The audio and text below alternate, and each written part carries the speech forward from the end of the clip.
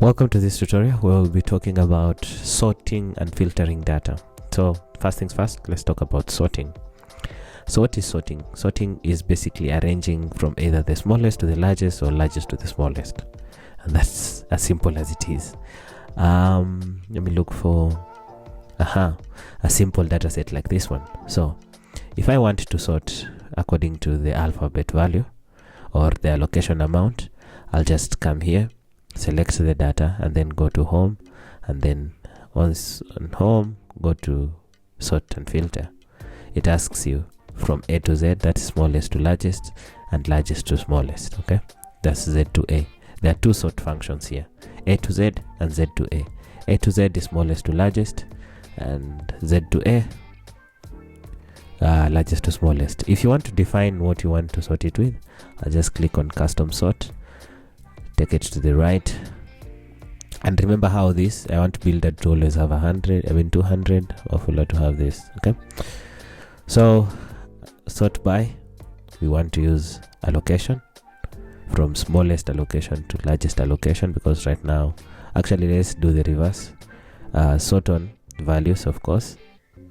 You can also sort on cell color, font color, and cell icon, but I want to sort on values. Then smallest to largest, let's change it to largest to smallest, and then that's it. Click on OK. Voila, you see it's started from 600 all the way to 200. Now, word of caution, if you don't highlight your content in whole, it's going to only sort the column or the data that you've selected. Case in point, let me take you here and go to custom sort and say smallest to largest, then click OK. You see, it still does the same because this is a formatted table, so it understands what it is. But word of caution, if it's not a table and it's unformatted data, you will lose the proper allocation of the data. Like builder will be given something like 450, etc. Okay, so that's how you sort data, but that's the custom sort. There is the sorting from A to Z. Let me just select this, A to Z, that's it, given to you. See, based on name. If you don't go to custom sort, it's going to use the first column. If you use A to Z, it's with that, Z to A, last to first. Okay, depending on the first column. But if you want to use another column to sort, go to custom sort. Okay, the second item we are going to pass through is the filter function, filter option. And basically filter allow us to be at a place, or be at a position of power to choose what we are seeing. And before we go to that, I'm going to clear the sort.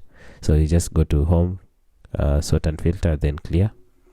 Nothing will happen, but you also clear filters like that. So go to home, select filter.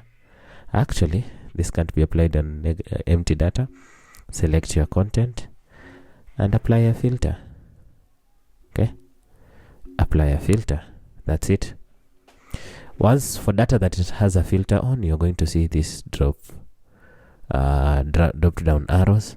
If I want to filter only to see ghost, I go to the name here and deselect everything and then select ghost.